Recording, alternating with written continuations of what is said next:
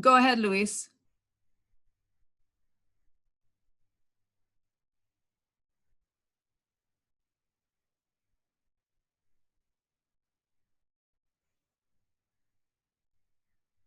Luis, are you there?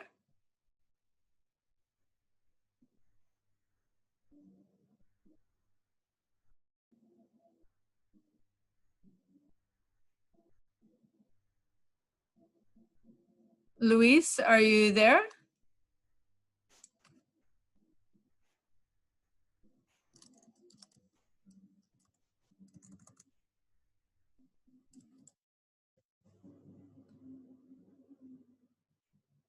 So I wonder if maybe today might be one of those days where the connection is not great. Let's take a few minutes and just talk amongst ourselves so we get to know each other a little bit. Oh, there's Stephan. Okay. So hopefully he'll be able to join. We have two people who are part of the PIRL network, or the PIRL project, David and Komita. And Etienne, I think you've recently joined the network, the PIRL network, so you're just getting to know the PIRL network. Welcome, Stephan. Are you ready to start? Seems that your network is probably bad for today. Yes, actually, it's okay, better. It's better now. Sorry for the delay. It's better All right. now. Go ahead. Okay. All right. Yeah.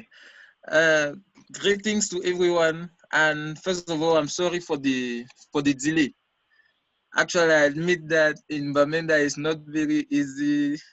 Let's be electricity or even network connection. So as for today, our presentation is going to focus on the use of Google Drive and accessibility. So I'll first of all start with some little questions, maybe for those who feel as to answer my questions, but let me just say, have you ever felt as, no, let me just say, have you ever faced the situation where you have to send an email with an attachment of more than 25 megabytes?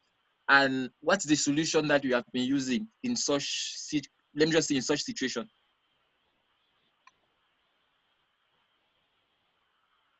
We tend to use. I repeat my question. Go ahead, David. Yes. Go ahead. Well, we, depending on what the other party has, sometimes we'll ship them via Skype, real time, or Google Meet. Yes. But if it's asynchronous, then we'll tend to use one of these WeTransfer or one of those websites. Yeah, 100 megabytes or even 200. Yeah, and definitely. Then sometimes we'll use, but Google Drive is perhaps the best answer. Yeah, effectively Google Drive. Because effectively our presentation today is going to focus on Google Drive. It's true, the particularity of Google Drive, first of all, is simply the fact that it's a one of the Google service. And personally, I admit, I'm one of the promoter of Google, let me just say, Google ecosystem.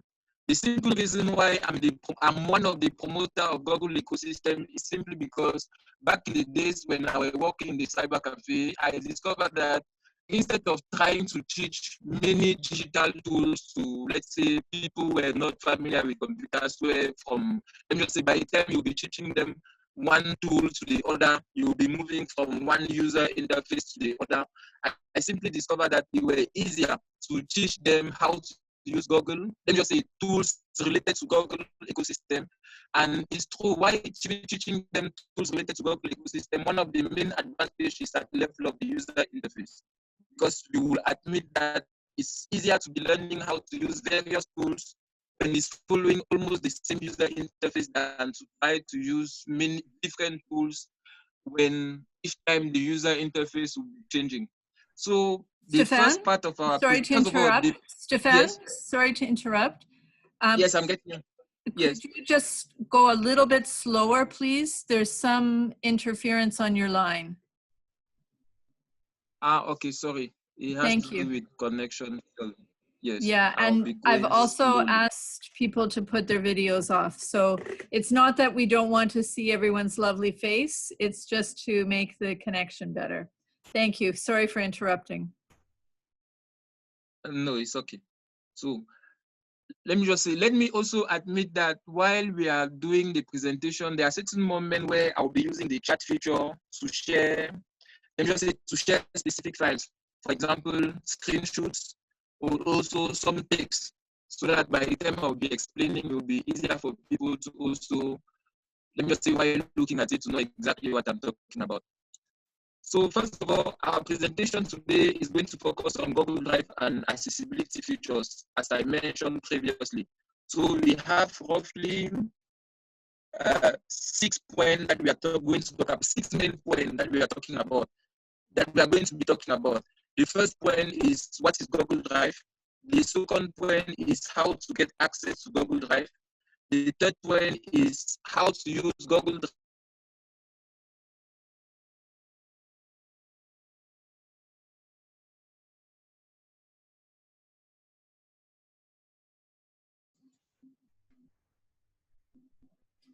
Stephan, I think maybe we lost you.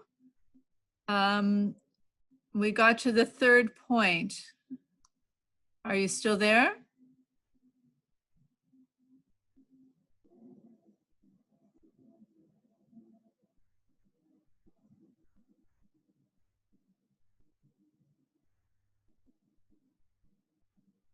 Stephan?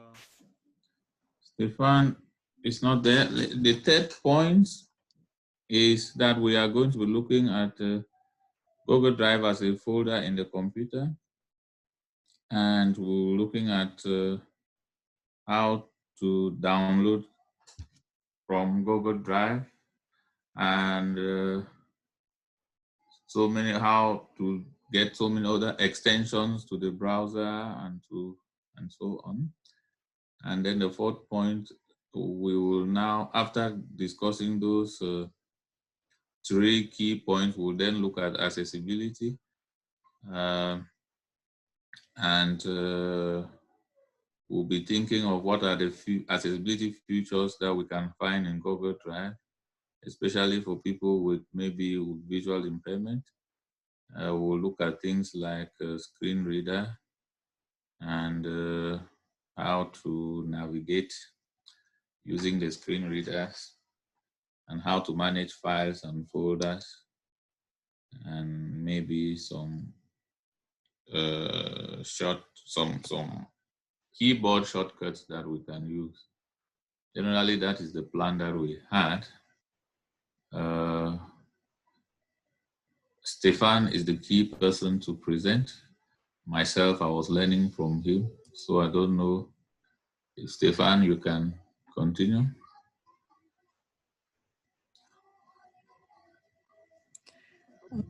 First point, Louise? Yes. What was the first point? Okay, the first point is to look at what is Google Drive. Maybe I can ask people if they have any knowledge of what Google Drive is.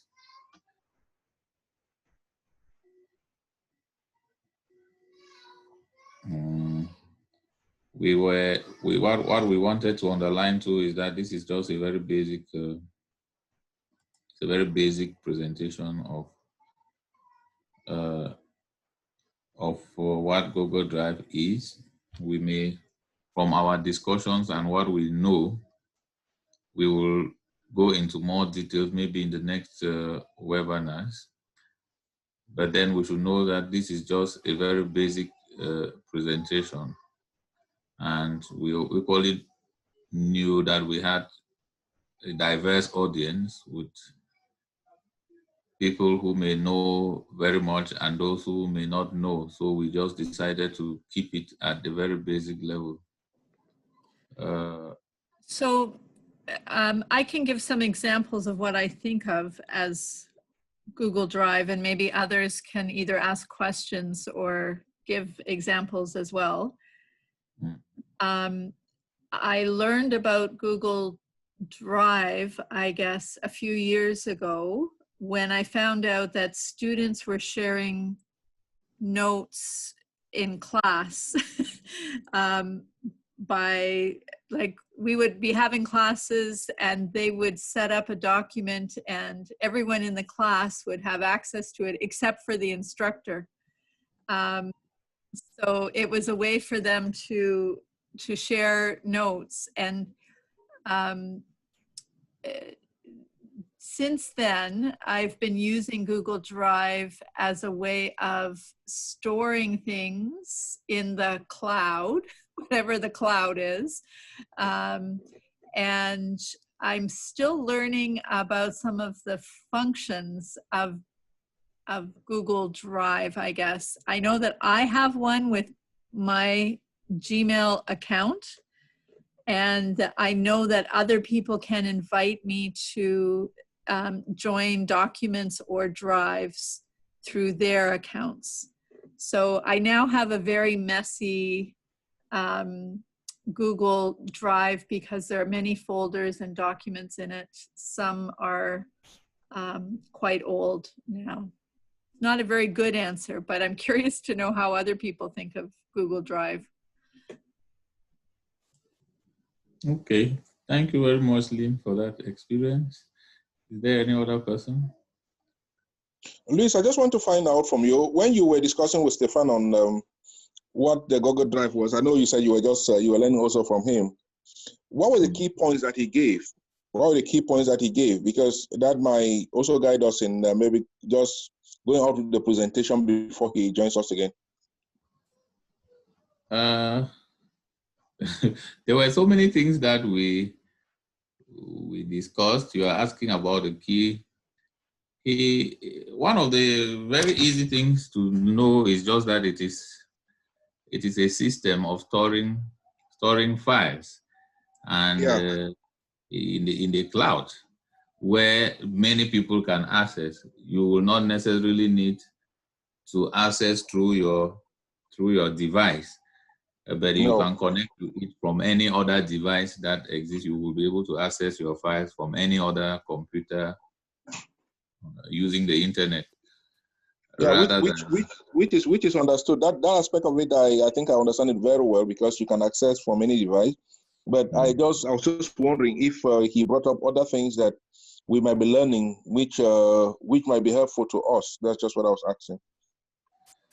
Yeah, I think if he is around, he could add many more things to the basic knowledge that we have, like how to set up, how to use it, and how people with different impairments can be able to use Google Drive. What are the advantages as compared to the other ways of storing files? And Lynn just mentioned one advantage, that people could work on a document. Those are very basic things that I think we can know. People could work on a document from different directions at the same time, unlike the case where you have to share a document, people work on it and send it back, and just so many documents start floating up and down. Meanwhile, if people could connect to this document, they can work on it at the same time, and so on.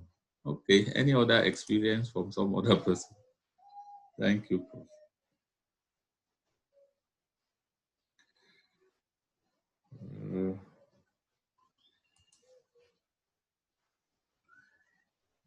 Has anybody used it before? Maybe.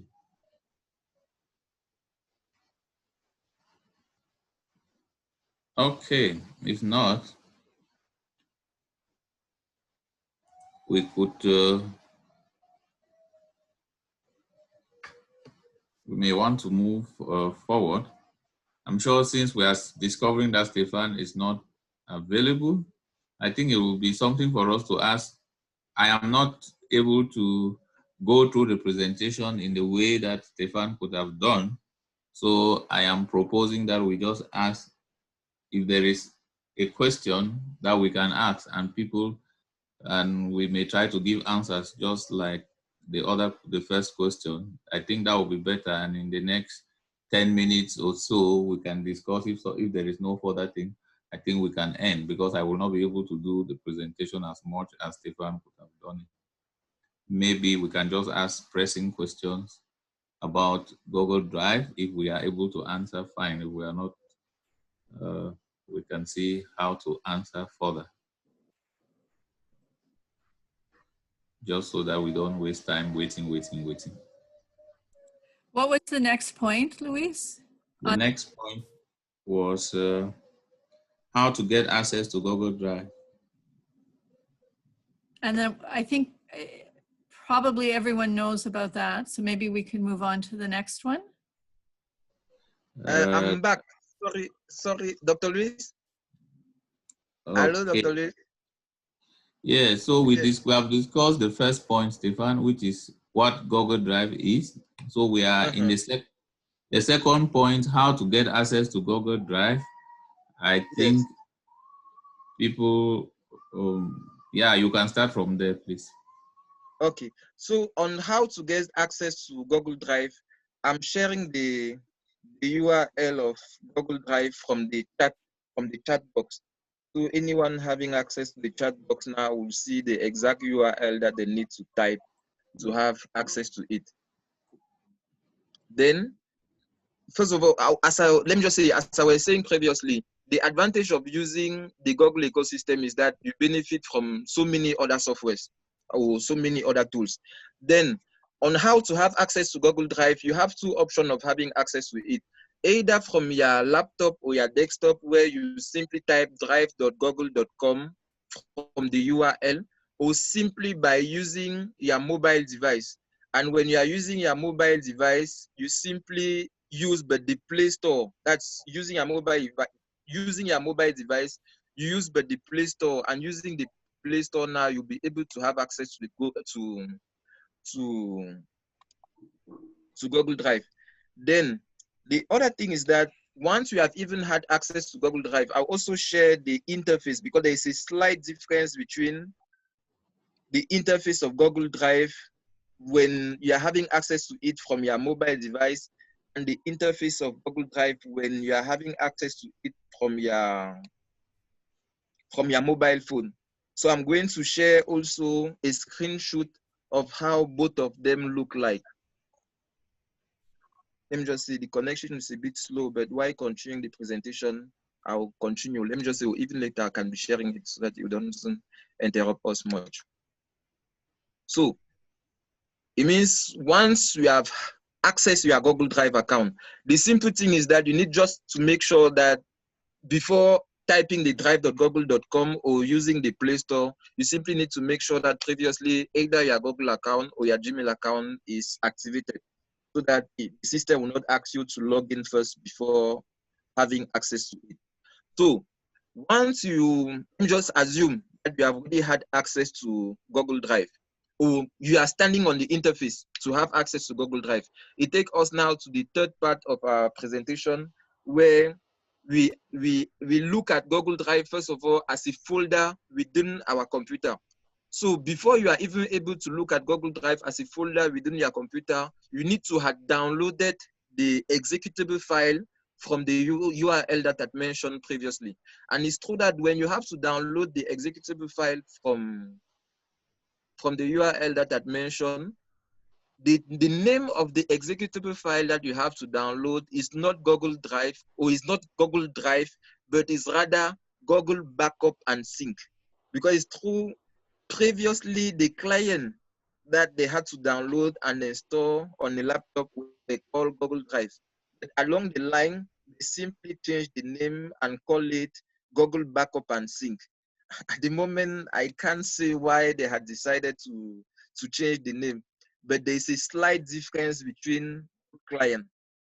Actually, if you had already installed Google Drive in your computer, and later on you install Google Backup and Sync, what happens is that when the system is doing an update, it will simply change the name of the previous file, the previous program that you had, and present you the name Backup and Sync. Then what people need to understand is that when the backup and sync install itself in the computer, it also comes with some extensions. That's the extensions that are actually the alternative to Office applications, and they are part of a different service. The different service that they are part of is actually called Google Apps, and the executable file that you receive are actually Google Doc, that is like an alternative to Word. You have Google Slide, that is an alternative to PowerPoint. You have Google Sheet, that is an alternative to Excel. And you also have Google Form. It's true, let me just say, you also have Google Form. Those are the 4 major applications that comes with Google Drive. That's by the time you have installed the executable file in your computer, they also come. Then again, for you to be able to have access to Google Drive, as I was explaining previously, it will be in the form of a shortcut. So compared to other programs that when you want to launch a program, let's say you want to launch Zoom, where you will see the shortcut of Zoom and you click on it, you have an interface where you can interact with Zoom. Actually, the way you can interact with Google Drive from your computer is not different from interacting with a normal folder. Though in the sense that when you simply open the Google Drive interface from your computer, it's as if you have opened let me just say, it's as if you have opened any other folder within your computer, in the sense that you will not be having extra functionalities than the functionalities that you'll be having in case you were opening any other folders in your computer. But the trick now is that within the folder that you have opened, you have the exact copy of the files that you will be having access in case you pass through the drive.google.com interface using the web interface. So the simple thing that people need to understand is that the way you can be using the folder within your computer, let me just say you can be using it in case you don't have internet connection. But you should simply keep in mind that when you are working on any file within the Google Drive folder in the browser, or that's using the browser, you simply need to know that each time you are updating a file, automatically in the background within the folder in your computer, the file is also updating itself. So the advantage now is that in terms of collaboration, let me just say in terms of collaborative editing, let me just assume that you are working on a presentation or you are working on a specific document with maybe other colleagues. What happened now is that by the time those colleagues are updating the document on which you have invited them, even if you don't have access to the document, what will happen is that your computer simply needs to be connected on the internet. And later on, when you, let me just say, later on, when you have access to your computer, even if later on, while having access to your computer, you are not having access to the internet, you'll be able to have the latest version of the document on which your colleagues were working on previously when the internet were going. So that's simply how the Google Drive functions. Then coming to accessibility features, because the 4th point of our presentation actually is talking about Google Drive and accessibility. So coming to accessibility features, what people need to know is that Google Drive being a cloud application that we are having access to using the browser, it simply means that if you want to extend or in case you want to use accessibility features of Google Drive, provided that your computer initially were not having accessibility applications installed or rather activated, because it's true within the operating system of your computer, there are some default accessibility features that are already installed, but they are not activated. So if you want to use accessibility features in Google Drive, what you simply need to do now is that you simply need to go on the extension of your browser. And for you now to have access to the extension of your browser is simply by, I would say, typing again another URL. This time now, the URL is called extension.google.com. No, sorry. The URL is called Chrome Web Store. Just a minute. Let me retrieve the URL. So the URL this time now is called chrome.google.com. And actually, the application with which you'll be interacting now at that particular moment, the application in with which you'll be interacting at that particular moment is actually, let me just say the application with which you are interacting is actually Web Store. That's the Chrome Web Store. So within the Chrome Web Store now, you are able to have Google Chrome extensions. So we can simply consider an extension now like a third-party application that extend the functionalities of the browser, because by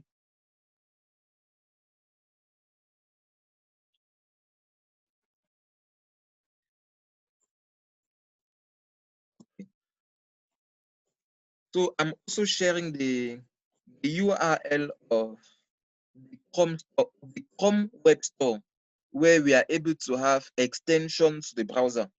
So within the extension now to the browser, it depends on the needs of each participant, because it's not as if there is one size fits all.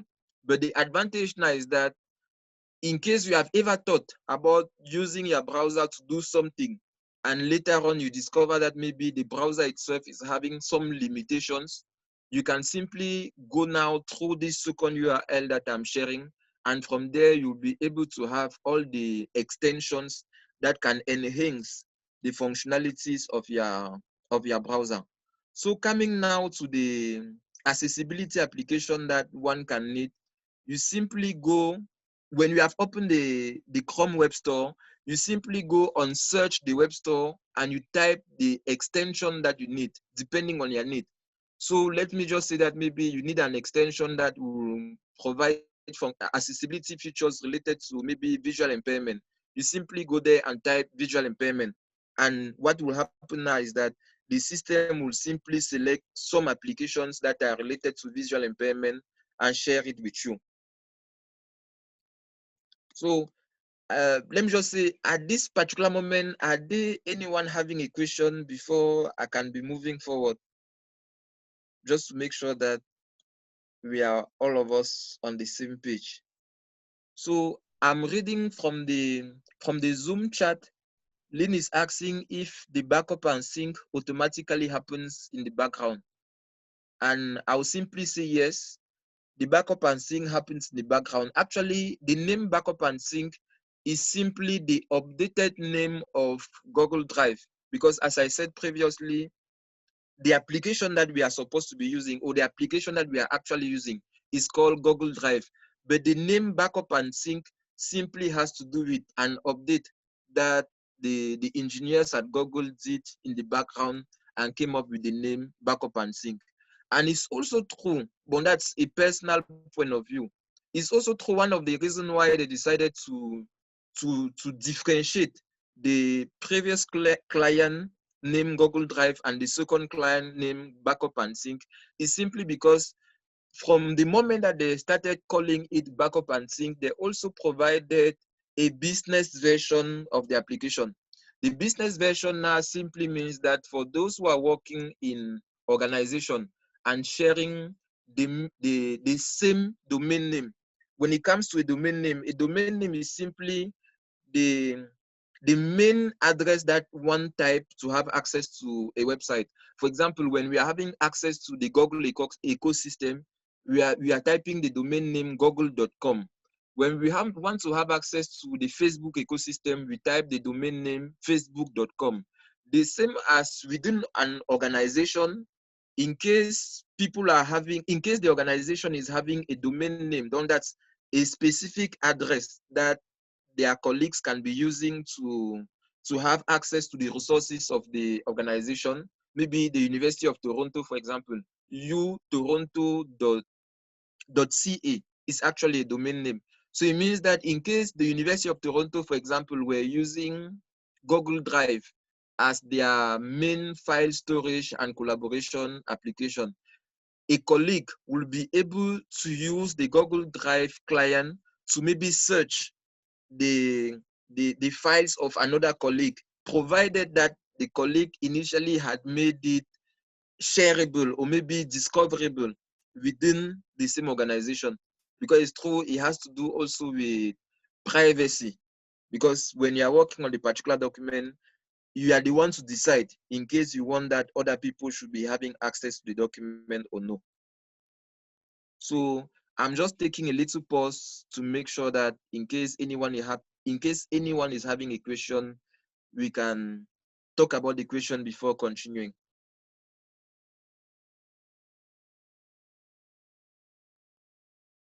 Hello?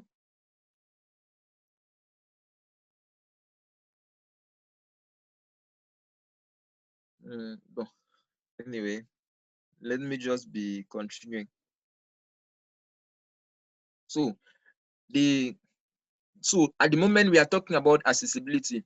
So as I said, when you are using your browser and maybe you discover that the browser is having some limitations and you feel as extending the limitations of your browser, you simply go now to extensions for you now to increase the functionalities of the browser. So being able now to extend the functionalities of the browser, what we simply need to understand is that by extending the functionalities of the browser is simply by ricochet extend let me just say, simply provide you some facilities to better manipulate the Google Drive itself. So as I said, the Google Drive itself, when you are installing it in your computer, what you also need to understand is that it's not coming alone. It's coming with the Google app ecosystem.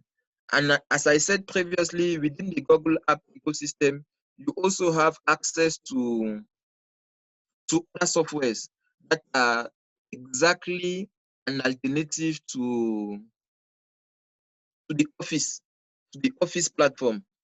Because most of us, we are using Office platform. Let me just say, most of us, we are using Office software with a computer, with a computer that is not connected on the internet. And even when the computer is connected on the internet, we don't have any means to be collaborating with colleagues. And that's where those Google app software comes handy, in the sense that while working on a particular document, you can also have the opportunity of inviting somebody else to, let me just say, to collaborate with you, to come and do something with you on that particular document. So the next step that, let me just say, at this particular moment, I want us to talk about the Google Drive interface itself. And I'll invite those interested to simply follow. Okay, yes, Lynn, sorry. I can be listening to your question, sorry. Sorry, thank you. Maybe you were about to say what I was going to ask, because I went to the Chrome web store when you told us. Is that what you were to say? No, it's true. At the moment, I wanted to talk about the Google Drive interface, but let's talk about the Chrome store itself. It's okay. Okay. I'm standing. Yes. I see 3 screen readers, maybe 2, when I search for screen reader. Pericles and screen reader for Google Chrome. And Pericles seems to have a better rating. I haven't actually used it. I'm wondering if anyone has used it. David, do you know anything about it? Pericles? No, I've never worked with Pericles, and the reason for that is because we find that screen reader users tend to want to use the same screen reader for many applications at once. People tend to use NVDA in this situation. However, I do agree that if there is a screen reader that is especially good, specifically for Google Drive, then that would be beneficial. So I'm going to check this out because I've never seen it before. So I'm intrigued. Yeah, me too. So leave it over. Maybe we can do a little study. then let me just say the little thing I may add is that the difference between using NVDA or JAW as a screen reader compared to using Pericles text-to-speech screen reader is that the NVDA will be able to read the whole computer. Meanwhile, the Pericles will focus on the browser simply because it's installed on the browser. So that may be a little difference that one needs to take in consideration. So it simply means that any extension that we are adding on the browser limits itself on the browser and doesn't go beyond the browser. So one may look at it as, I would say, so an alternative. So when you're working with our colleagues Yes. who have screen readers, they're using, are they using an NVDA version? Yeah, most of the time, it's true. The colleagues here, most of the time they are using JAW. But Okay, so yeah, most of the time they're using JAW. And does JAWS work well for the Google Drive documents and things that they're trying to use? Yeah, it works well because it's true. Using JAW, it will not really make a difference. Don't that's let me just say, by the time you are working on Google Drive, it will be as if it's working on any other website. Let me put it that way, or any other application. Don't that's the advantage of using a screen reader installed in your operating system is that it will not make a distinction between an application in the browser or maybe an application within the computer. Any position where you want it to work, it will simply be working. But the trick now is for maybe those who are not regularly using accessibility features. That's where, because I just imagine a situation where maybe one needs to show something to a colleague, or maybe one is sharing his computer with a colleague, and maybe is not having the executable file of NVDA or JAW. So let me just say, that's where this type of extensions can come handy. So that's why I decided to share it for people to know that you may find yourself in a situation where you need something, and maybe the time it will take you to search for it, download it, install it, and so on. You simply open your browser and you install it from there. Then also, people should also understand that most of the applications that you find in the Chrome Web Store are not actually from Google. Usually they are from third parties. It simply means that even a young person in Cameroon who is interested about computers can actually create his own extension. Or maybe any person who is having some knowledge of programming can actually create his own extension and submit it to the Chrome Web Store team. And from there now, they will be able to decide based on the functionalities in case they are going to accept it or not.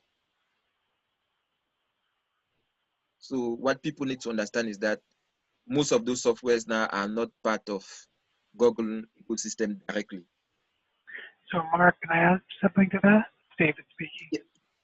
Yes. I think, Mark, another situation, which is, it's great that you brought up this idea of a screen reader that is a Chrome add-on, because sometimes you'll be in a situation where you don't have the rights.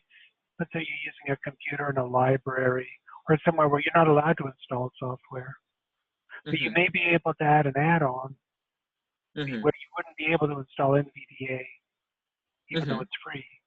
And you'd be able to turn on this add-on to at least be able to have a screen reader working in the Chrome browser. Yes, exactly. If in that situation, we also find it often valuable to mention people the Chrome box add-on. Yes, the Chrome. Yes, that actually, that's that's from Chrome themselves. It's from Google themselves, and so it has a strong roadmap for improved features. Exactly. Then another little thing that I didn't mention previously is that the same as when you are having access to Google Drive, you are using your account, that's your Google account or your Gmail account to have access to Google Drive. People should also understand that for them to be able to effectively install an application using the Chrome, let me just say the Chrome Web Store, they also need to create an account within the browser, because those are some little subtlety that maybe at times we may be using the browser without taking in consideration those little parameters.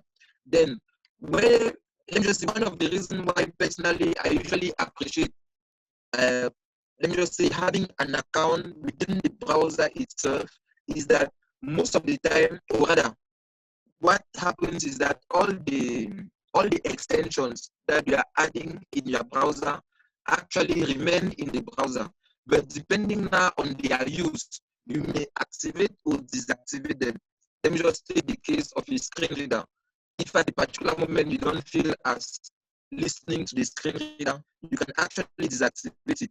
And by the time you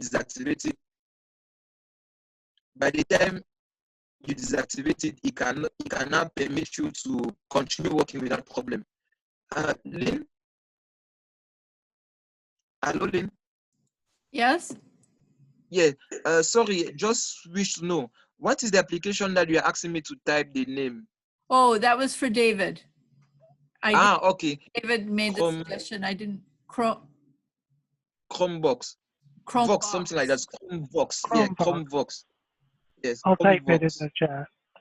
Thank you. Okay. And sorry, what does Chromebox do? It's a screen reader for Chrome. Chromevox. Okay, thank you. It's also the screen reader that's used on Chromebooks, and the version on Chromebooks is more powerful, so it's confusing because they use the same name for Chromebox on Chrome as they did on Chromevox on Chromebooks, which are these whole a complete operating system that are often used by students. But it's the same idea. It's a screen reader that is Chrome-based, made by Google. Yeah, effectively. Yeah. That's the main advantage compared to the other ones, because the other ones are actually developed by third party. Meanwhile, the Chromebox is developed by Google team itself. So it's true, being developed by Chrome team itself, definitely it will be having more functionalities, or rather it will be integrating better with the Chrome browser than an alternative coming from a third party. So what I was explaining previously were related to the fact that when you even want to also install an extension, you also need to make sure that you are having an account within the browser itself.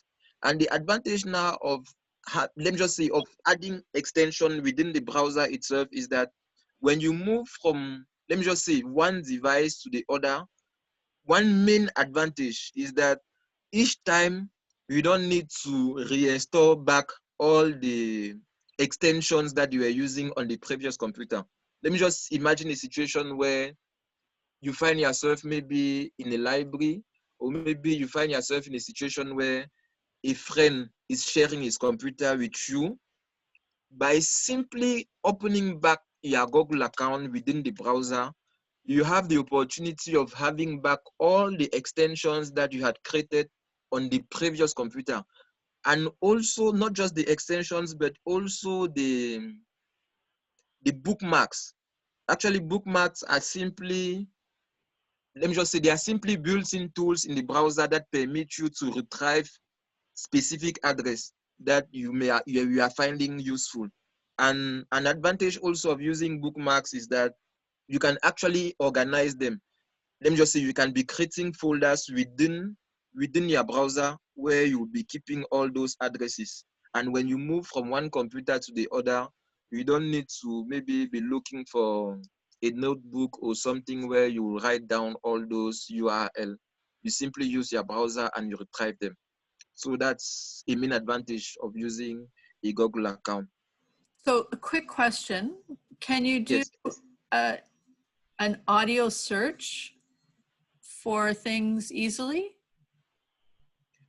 For you to do an audio search, you first of all need to make sure that you activate a is a voice to text. You need to make sure that you activate a voice to text within the browser. And also you need to train your, let me just say, you need to train the software within your device to be also understanding your tone. Because it's true that, well, I take the example for us in Africa, we are not having the same tone with maybe Europeans or people in North America or maybe out of the continent. So usually when you want to talk to the computer, you also need to make sure that, let me just say, you adjust your tone and you speak in such a way that the computer can listen. And it's true, Google is having a particular software that they call OK Google. It's usually in mobile devices. That's in case you want to do a search, for example, using your mobile device, you will usually see a microphone. But for those interested, you can simply touch your mobile device and you will see where you have the search bar. Within the search bar, you are having a small microphone. And usually when you touch that small microphone, it activates the text to search, or rather the text to speech. And you can simply talk from there now and the system will do a search for you. So it's true, even while talking at the moment, I've used my phone and it actually happened. And in terms of, there's one thing they call machine learning. In terms of machine learning, we should admit that they are doing quite good improvement, in the sense that without any effort, the system were able to recognize all the words that I was saying and actually did the research for me. So for those who want to try, you can simply use your mobile device and the Google, let me just say, use your mobile device and the search app from your phone, and you say anything and the system will search just for you to confirm that it's actually working. And in case you want to use it now from the browser, the first step is first of all to activate a voice over within the extensions. And by the time you will have activated the voice over within the extension, the system now will use the system will use your microphone, that built-in microphone of your device.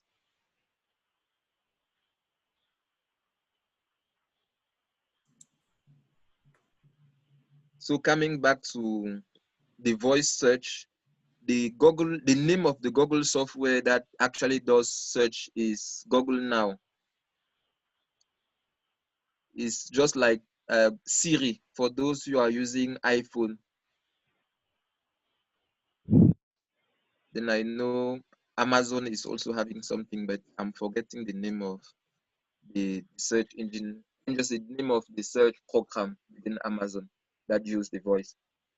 But technically it's possible. Technically it's possible. Then also, for those, let me just say, I just imagine that maybe you are typing a document and you are too lazy, excuse the word, but I assume maybe someone may be lazy of using his keyboard. Within the Google Doc application, because Google Doc now is one of the applications within the Google Drive ecosystem or below Google Drive. So what simply happened now is that in case you want to be able to use text and voice to text, you first of all make sure that when you have typed the doc.google.com URL within your browser, when it has opened, within the interface now, you look for add-ons. Because below the title of the application, you have, let me just say, in the menu, you have add-ons. And when you click now on add-ons, you have the opportunity to also add add-ons within the Google Doc. That now will be separate from the add-ons that you will have added previously on the Google Chrome. So from there, you can also add a specific add-on, maybe just for voice to text. But as I said previously, you just need to make sure that each time you are adding an add-on in a specific platform, you need to make, let me just say, you need to remember that, for example, in case you had added an add-on from the Google Chrome extension, you are sure of the fact that it will be working on the whole Google Chrome. But in case you add an add-on within the Google Doc interface, it will be limited only to the Google Doc. So those are some little tricks that when one uses it, we need to remember later. Otherwise, you may be having a bad experience and don't know why. Thank you very much, Stephan.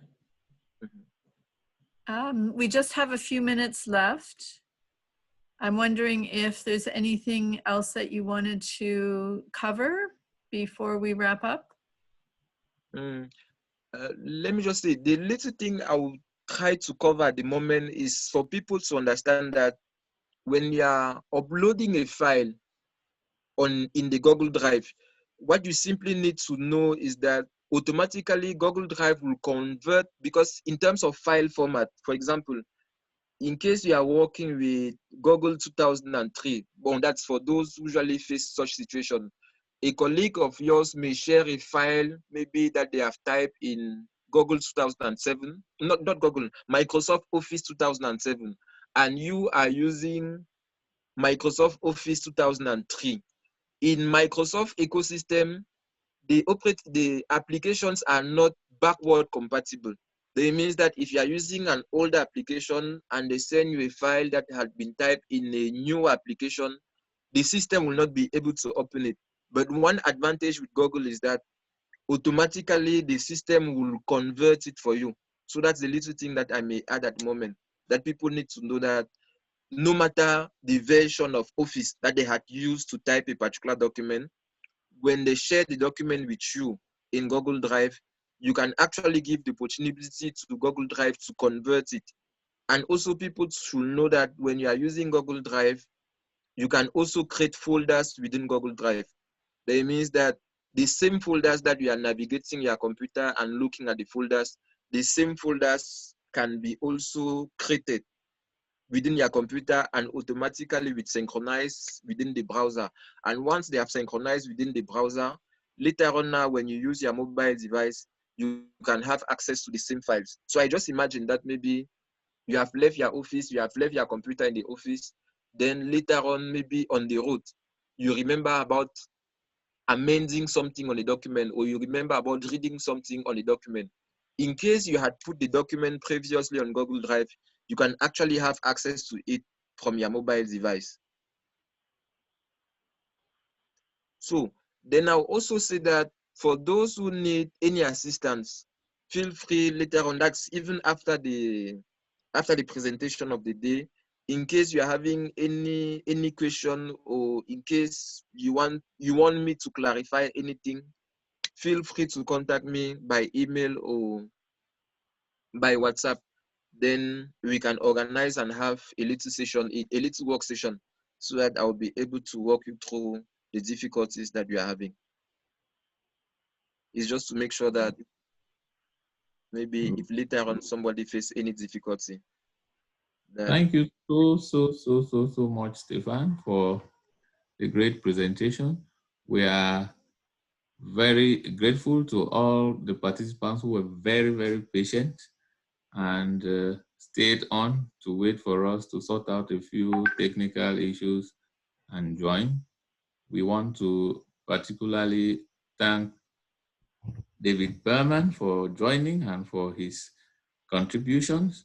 We are grateful to Lynn Coben for initially coordinating while we had not yet joined. We want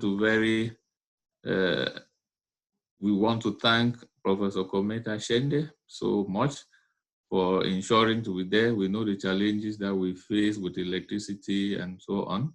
Thank you very much, Etienne, that you were there. I saw how you were going on and off due to the challenges we had. So thank you for keeping the faith and for staying.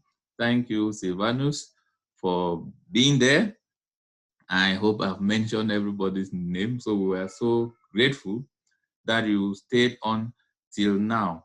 I think it was a basic presentation, and we will continue to look for other ways of making us to understand this more and more. We are hoping that in a fortnight we will have another presentation to share, and we will hopefully invite you earlier than what we did. So we are very sorry that we just invited you at the nick of time and you were available. So thank you so much. Have a beautiful rest of the day, and we are hoping to meet you in a fortnight. Any comments? Bye-bye. Thanks very much. Thank you, Stephan. Thank you very much, everybody.